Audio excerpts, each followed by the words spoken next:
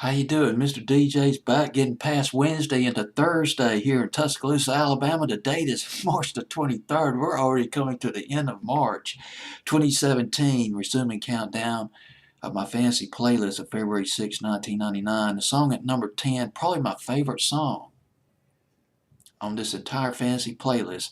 And believe me, that's saying a lot because I really love the Fat Boy Slim record, Praise You, the new Radicals record I absolutely adored, and the Alanis Morissette record, Unsent. Oh, God, absolutely beautiful record. But so was this record at number 10.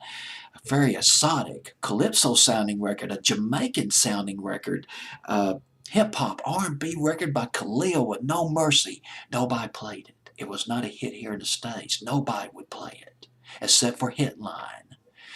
Muzak, that's Muzak of all places would play all these great songs. Their top 40 station, Hitline, they played it. Had fond memories of listening to this song on Hitline back in late 98, early 99. And let's go into Khalil. This guy's had an amazing career, and I'm just going to just give you the broad brush of it. That's all I can do in just a few minutes. Gosh, well, here's the deal. Bob Khalil, born in the Bronx, his parents from the Middle East, Jamaican Arab, from an Arab Jamaican household, and grew up reading some of the poems of Langston Hughes when he was young. In the early '80s, he immersed himself into the urban culture of New York City.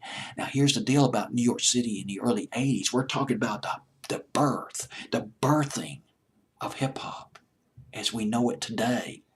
And he was immersed in the urban culture. He was breaking, he was DJing, he was scratching, he was doing the electric boogie, and just he got in it both feet, got off running on all four cylinders. Playing the prominent nightclubs in downtown Manhattan. He was rubbing shoulders with the hip hop people, the punk rock folks, the graffiti artists. He was playing the prominent clubs like the Peppermint Lounge, Dance Teria, I believe that's how you pronounce it, and the Roxy. The Roxy was a big club in New York back in the '80s. It closed down about 10 years ago. Started out as a roller skate disco in the late '70s and evolved into basically a disco, roller disco in the early '80s. But by the mid '80s, it was an incubator, a seeding bed of hip hop and electronic dance music. Loads of people that you've gotten to know, that you've become familiar with, played there. New Edition, Beastie Boys, Run DMC, Madonna, Curtis Blow. It could be that Khalil might rub shoulders with some of these people. I can't pronounce his name, so just bear with me. Africa Bambaataa DJ'd at the Roxy. And speaking of African Bambaataa, Khalil joined his collective. It was an awareness group, a hip hop awareness group called it was Africa Bambaata's Universal Zulu Nation. And that's when Khalil changed his name to Bronx Style Bob. He started touring. 1986, I believe. He toured the Middle East and North Africa. He went to about 10 or 11 countries, among them. He toured Israel, Senegal, Kuwait, and met up with some distant relatives in Syria at Aleppo. Later, he lived in France for a while. He teamed up with a DJ. I'm trying to, I believe, well, a hip hop artist, really, hip hop pioneer in France. His name was D Nasty. He cut about 3 sides with D Nasty and later returned to the States. He embarked on this tour with Rhythm Nation. Of course, you might, it was no Rhythm Syndicate. Rhythm Syndicate had that hit PASSION in 1991. I wrote down the list. There was gosh, well, he got on this tour. It was the Bring the Noise tour, a hip hop tour. And we are talking about the who's who of hip hop back in the late '80s and early '90s that Khalil toured with. That included Public Enemy, NWA, EPMD. Remember EPMD? Saw a couple of his videos on MTV. I know you remember Big Daddy Kane. But we're talking about some badass rappers. MC Hammer, And don't tell me MC Hammer was a bad rapper. This guy could rap. He was very aggressive. I thought he was badass back in the day, particularly when he was doing "Turn This Mother Out."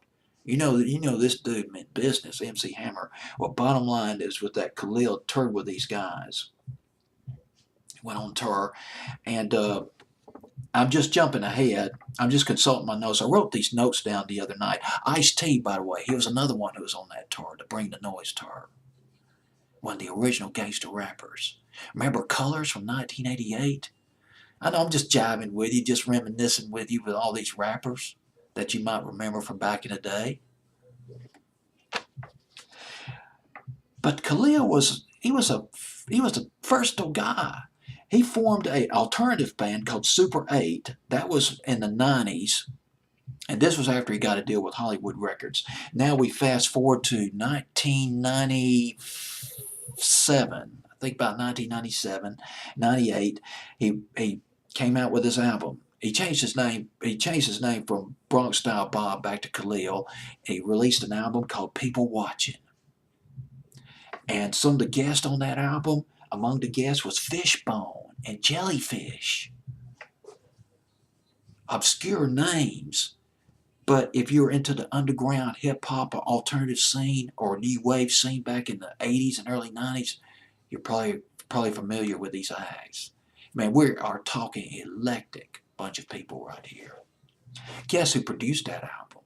And by the way, this was the album that yielded No Mercy, but guess who produced it? A guy named Matt Wallace. Matt Wallace produced records by Faith No More. Remember the song Epic back in the spring of 1990? Produced by Matt Wallace.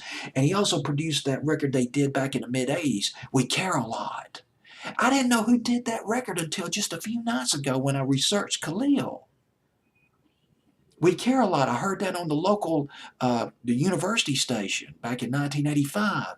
Didn't know who did it. It was done by Faith No More, produced by Matt Wallace. Matt Wallace producing one of the co-producers. He was a co-producer of Maroon 5's debut album in 1983. He produced this album, People Watching. Now, is there anything else I need to mention to you about Khalil? Because this song is really special to me. I flipped over this record. I was absolutely in love with it. I was just going nuts over this record. And you know something? When I started researching Khalil, I didn't realize I'd come across all this information on him. I'm surprised, given how obscure he is. And according to Wikipedia, some of the radio stations moved on No Mercy. Well, if that's the case, it didn't happen here in the South. That's for sure. I believe I covered all the basics on it. I just couldn't get the song out of my head over the last couple of days. I'd be walking and the song would just pop in my head, that opening refrain. Now, here's the thing about this record, about No Mercy. Listen to that exotic influence. I can't help but think that when he toured, that tour that he did in North Africa and the Middle East, the music, the vibe that he was exposed during that tour influenced the music, the melody of this record. It's not a typical hip-hop record. This is not an NWA record. This is not a Dr. Dre record. This is not a Snoop Dogg record. This is something that it sounds like it came from like the Middle East or North Africa or maybe from Morocco. But it's all American. The guy's from the Bronx. Well, here it is, my friend. I'm going to have to end this video. I know I've gone too long, and it's beautiful.